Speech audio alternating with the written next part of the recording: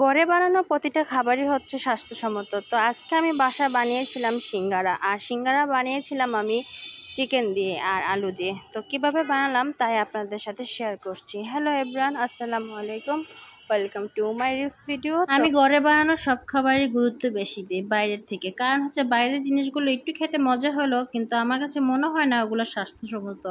কারণ হচ্ছে এই সিঙ্গারা পুরি আমরা যা কিছু কিনে খাই, তারা এই যে তেলটা ব্যবহার করে, তারা ওই এক তেল তারা অনেকবারই তারা এগুলো বেজে নেয়। তো আমি এই জন্য বাইরের খাবারটা অত একটা পছন্দ করি না, যার জন্য আমি আল্লাহর রহমতে সব কিছু ঘরে বানিয়ে আমার মেয়েকে খাওয়াই। তো আজকে আমি সিঙ্গারা বানিয়েছিলাম, আর কিভাবে বানালাম তাই আপনাদের সাথে শেয়ার করছি। আর মেন কথা হচ্ছে আজকে সিঙ্গারাটার যে শেপটা আমি দিচ্ছি এটা হচ্ছে একদম নতুন, কারণ আমি এই সিঙ্গারা শেপটা কখনোই দিতে পারিনি। আমার কখনো সিঙ্গারা সুন্দরও হয়নি, তবে আজকে আমার সিঙ্গারাগুলো অনেক সুন্দর হয়েছে, যার জন্য ভিডিও করা আর আপনাদের সাথে শেয়ার করা।